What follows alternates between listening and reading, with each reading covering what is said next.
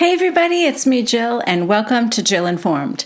This is the recap of The Real Housewives of Salt Lake City, Season 3, Episode 5, On Thin Ice. Well, guys, finally we are going to see Angie H. Whether we get to see the courtside seats or not is still to be determined. Okay, so good news, we are finally out of Scottsdale, Arizona. Bad news, we are in New York City with Jen and her mock trial, I assume. We see Jen on the sidewalk, on the phone with Sharif, telling him that it's been like grueling and she can't wait to get home that night. Then we jump to Seth and Meredith, and they're going for a walk. We're back in Salt Lake City. I guess Brooks is coming home the next day. Meredith tells Seth that the Scottsdale trip was chaotic. Not as chaotic as Zion, but not far off. We check in with Lisa and John. They're working out at home. They talk about Scottsdale. We get a flashback to, I guess, Lisa calling John while she's still sitting at the table with everybody. She immediately calls him. I feel like she's very high maintenance for John. Just saying, it's like she barely skips a beat before she calls him about something. You just hear her go,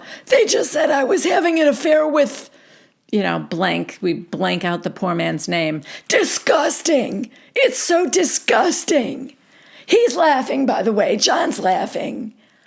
Oh, again, that poor man. The idea of sleeping with him, Lisa finds disgusting, and John thinks is hilarious. Anyway, Lisa says, Angie H. is the one that started that rumor. She's also the one that was, if you guys watched last year, she's the one that was having a party and said that her caterers called to cancel at the last minute because Lisa told them to. So I guess Whitney won points with Lisa. She tells John, "What do I always tell the boys? The bad truth is better than a good lie." And, Whitney gave me the bad truth that my friends were talking about me behind my back. Now we check in with Whitney and her husband, Justin. She's talking about how thankful she is that she has this connection with Kelly and Curtis, her siblings, because they are like a missing piece in her life. In her confessional, Whitney says, "I'm going to leave my past in the past and continue to work on my healing journey with my energy healer, and also look into therapy for PTSD and overcoming trauma." Okay, so now we check in with Heather, and she is visiting Angie H. Heather's there filling Angie H. in on everything that was said in Scottsdale. Okay, so Angie seems shocked, like genuinely shocked. I don't know her and I don't know how good of an actress she is, but it definitely seems to have surprised her that Whitney was accusing her of spreading a rumor about Lisa performing sexual favors to a man so hideous we can't even say his name in exchange for courtside seats to the Jazz. So Heather's like, "Did you tell Whitney that?" And Angie goes, "Never." And you know what? Let's just say, even if it was true, I would never have said that. Angie, her reasoning is that Angie finds the Jazz games to be a business environment. Chris's company has a courtside suite. I'm assuming Chris is her husband. And she's like, "Do you think I want another issue with Lisa Barlow? What is Whitney talking about?" Okay, well, first of all, this was supposed to have been said New Year's Eve like last year. So, yes, you had an issue with Lisa Barlow, but I mean, it almost makes sense that you would say it because you had an issue with her already. Just saying, I don't know. But also, this could have happened before you had the issue with her, was my point. Anyway, we get Angie's confessional for the first time, and she says, "I don't know Whitney to be a liar, but I do know Whitney to be a pot stirrer. And I know Whitney to be paranoid. I hope it's not true. But if it is, whoever she's hooking up with must be a submissive, because that's a lot to deal with." Well, Angie H. and I agree on that. Lisa Barlow is a lot to deal with.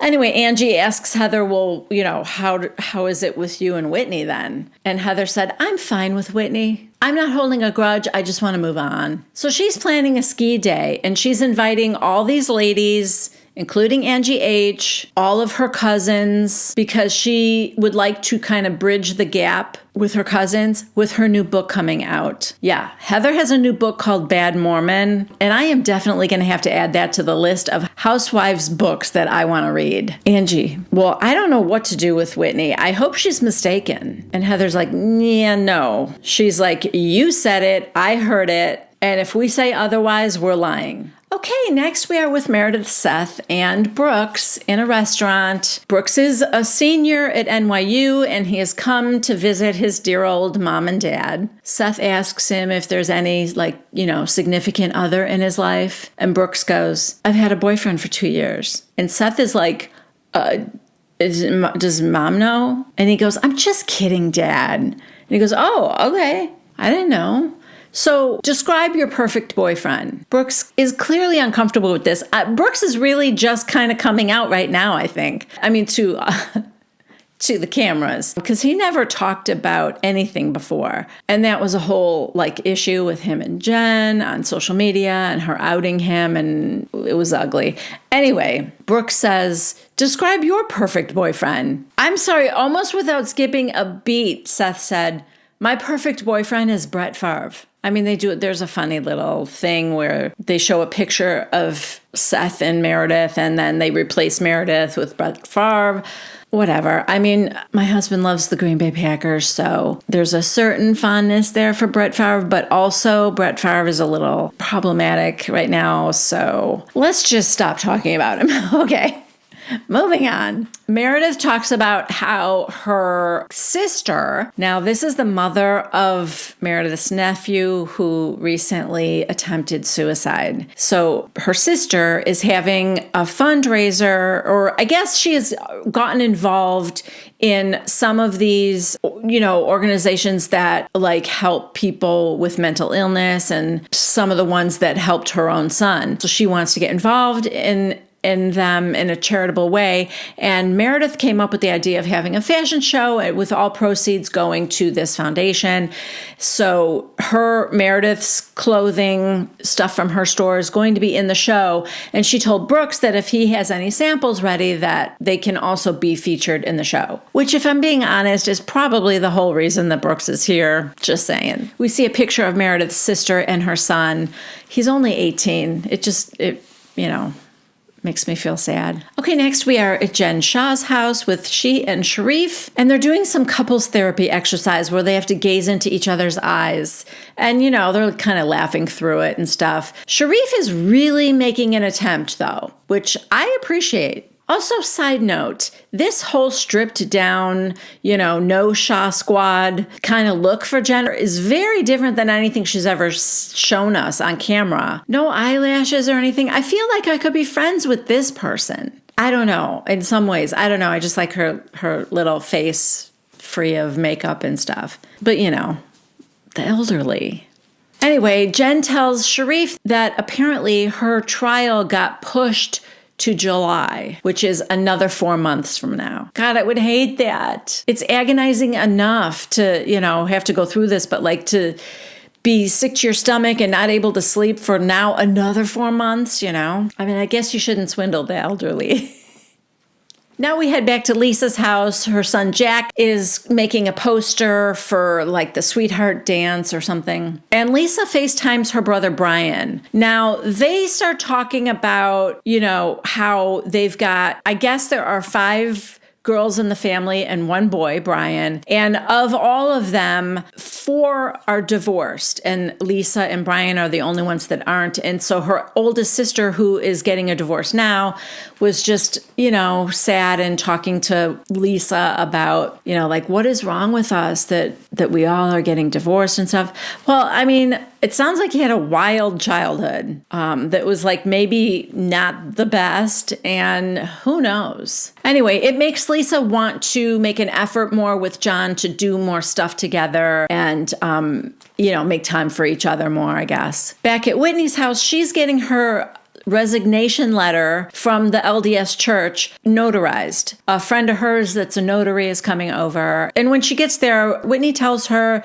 that this is her third time trying to separate from the church. The first time, she was still married to her ex, and she was unfaithful to him, I think with Justin, who was unfaithful to his wife too, because I think that's the whole controversy with them, that they met when they were both married to other people. Anyway, so she tells the church about this and that she wanted to get a divorce and leave the church. And they were like, well, no, you have to have a council. So she did, and the council made her tell them a very detailed description of the affair. What times it happened, when, where, how. She's like, in hindsight, it was highly inappropriate. Then she was told that she would be forgiven of all her sins if she went back to the temple tomorrow. And she's like, I should have been excommunicated. So she felt manipulated, and she just felt icky because everything she had ever read or knew or learned about the church, she didn't believe anymore because, like she said, she should have been excommunicated, and because she wasn't, it was just a manipulation. She thinks just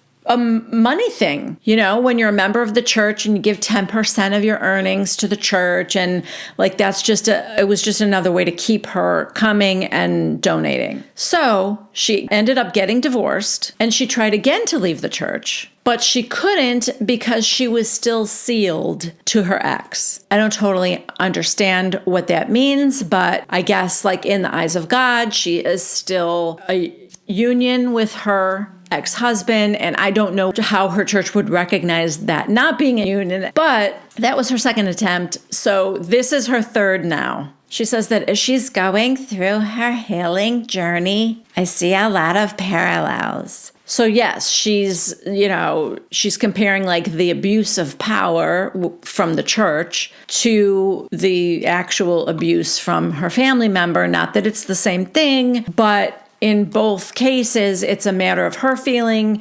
helpless. With the church is very misogynistic. Men make the laws and decide what happens to the women. And because, Justin did the same thing she did, had an affair, was unfaithful, and he was excommunicated, and she wasn't. Well, the ski day has arrived. We are at the slopes. We see Heather and her business partner, Dre. And now we're meeting a lot of girls I don't know. It's 3 of Heather's cousins, and it's Heather's friend. I think her name is Dana. With my memory being so bad, I really don't like to, fill my brain with unnecessary information like the names of these friends, at least until I know if they're going to be like an important player in this show, Let's not muddy the waters. I already have 2 Angies to keep track of. Meredith is next to arrive, and Whitney and Lisa are driving there together. So they're in the car, and Whitney said, I have not spoken to Heather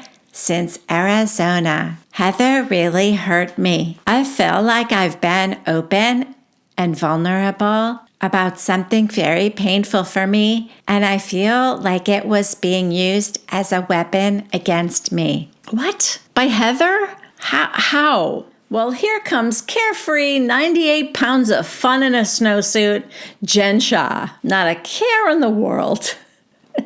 Oh boy. Okay, also Angie K is here. So 2 Angies here at the same time. I'll try not to mix them up, people. No promises. Listen, keeping track of 3 cousins, 2 Angies, and a random friend, Dana, it's a lot. Okay, well, they have split off into, beginners and the advanced group. So the advanced girls are at the top of the mountain, and COVID be damned, we are passing a flask from one mouth to the next. Angie H is in the group, and she's like, Whitney, you go first and lead us down. And then you can hear her, she's very chatty, this Angie H. Then you hear her say, it kind of burns when you drink vodka on an empty stomach. Oh boy. I can only imagine that might be some foreshadowing. I don't know. But Angie H., who likes to talk and is possibly a real rumor mill, is drinking on an empty stomach. So let's just all file that away. Keep it in mind. Whitney is doing all kinds of tricks on her snowboard. She's really good, like jumps and spinning around and stuff. And by contrast, we now visit the ladies on the bunny hill. It's Jen, Lisa, Angie K, and Rando Dana. I guess Dana has a 20-year-old. Dana looks 20 herself, but she has a 20-year-old, a 10-year-old, a 7-year-old, and a 4-year-old. Oh, okay. Well, Lisa goes, and you gave birth to the 10, 7, and 4-year-olds. So maybe the 20-year-old is like a stepdaughter. Because she really does look young. Jen says something to Lisa about seeing Angie H there, and Lisa's like, well, she's not on my guest list. We were friends for 20 years, and she lied about me, my family, and my business. Honestly, I'm surprised Heather invited her because Heather and I are working on our friendship. Okay, now everyone's done skiing. Both groups meet together for, après ski, charcuterie, and alcohol. More alcohol. It's pretty, like Heather has set up this little area with like little tables and stuff. Jen is telling the girls that her court date got moved back to July 11th. And Lisa goes, oh, then the Hamptons. I'll book the house. So maybe they feel like they need to have a trip before every court date. And Whitney's confessional, she's like, I don't know why we're celebrating this. The prosecution could be gathering key witnesses. This could be really bad for Jen. Yeah, I mean, it's not great. Okay, now we have Angie H and Meredith, and they're talking at a table, and Whitney comes up. So Angie tells them that Heather told her about, her falling out with Whitney. And Whitney's like, yes, but you know what? We got tripped up on the details. We were all at a jazz game. Oh, good.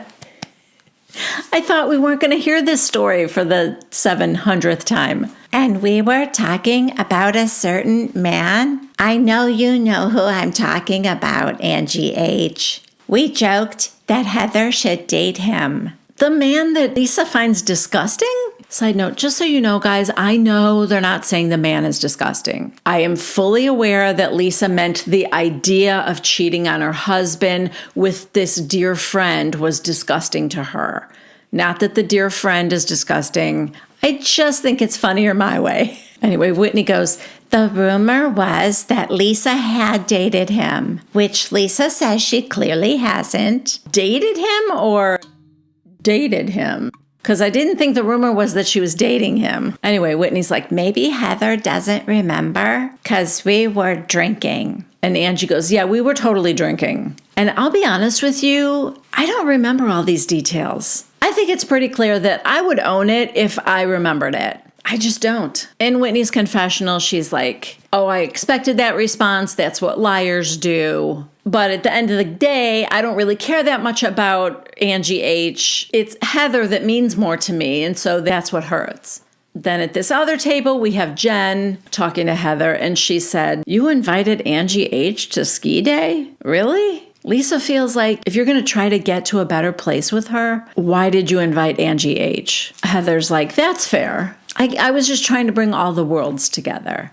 Okay, but you were also trying to stir the pot, Heather. I mean, you knew what was going on. So Heather now goes over to Lisa, and she said, when I invited Angie H, I just wasn't thinking about you. I didn't consider you at all. Is that your apology? Thank you? Wow. In her confessional, Lisa's like, the fact that she didn't even consider my feelings might actually be worse than the guest list. Yeah, of course. I mean, well, there was no apology, so you can't even call it an apology. She just said, I heard that you thought I shouldn't have invited her, but honestly, I wasn't even thinking about you. Now Angie H tries to pull Lisa aside herself. And basically Lisa tells her that she is not interested in any of the lies that she has to say. And she's like, can you tell me what lies I said? You know what? I'm not interested. Also, I have to say one thing. This I don't remember thing that Angie H is saying right now feels a lot different than when Heather first told her and she went, never, I would never. Even if it was true, like let's say for fun, that it really is true that she performed sexual favors with this disgusting man just to get courtside seats for the Jazz. I'm not saying it's true, but let's just say for fun that it is true, I would still never say anything. I don't know. That's a lot different than, we really were drinking a lot. I don't remember. If I remembered, I would own it, but I don't remember. Next, Whitney pulls Heather aside. There's a lot of, pulling people aside for private conversation. And Whitney says, our fight was over details. God, do you guys get the impression that Whitney rehearses things to say and then doesn't have enough bandwidth to even change the wording up a little? It's like she's memorizing the words. Our fight was over details. She goes on to say, I remember very clearly talking to you about Lisa. And Heather's like, of course, you and I have talked about Lisa for ages. But I feel like you want me to corroborate a story, and I never heard that particular story. Whitney, I wasn't asking you to corroborate. I was asking you to have my back. If you don't remember, that's fair. But I do remember. So we're going to have to agree to disagree on that detail. Heather goes, absolutely, Whitney. But there's something you did on the trip that hurt me even more. Heather goes, what? Whitney, her next rehearsed line, you took my pain and weaponized it against me. Heather goes, how? Whitney, by saying that I made the trip all about me and my healing journey, and it should have been about Jen. But I didn't think sharing what I went through was me making it all about me. And Heather says, I'm sorry if you interpreted it that way. Heather is full of non-apologies today. Whitney, I think what matters is that I was hurt. Yeah, she's absolutely right. And she says, and I just wanted you to hear that. So, Heather's like, hey, look, it's no worries. Bad weather is here to stay. It's forever. But Whitney's basically like, it's going to take me a minute to, recover from this and forgive you. And that is where this episode ended. Thank you guys so much for joining me. I am making this a little bit shorter so that I can put a couple out a week and eventually catch up to the rest of the world. When the episode airs on TV, I would like to put my recap out before the next episode airs. So thanks for hanging in there. And as always, if you liked this video, please give it a thumbs up. If you haven't yet subscribed to my channel, please consider doing so. I am working to have 10,000 subscribers by the end of the year. It would mean a lot to me. It doesn't cost you anything, doesn't bother you or anything. If you want to be bothered, though, please click on the bell icon and you will get a notification every time I have a new video post. That's it for me. I love you guys, and I will see you next time. Bye.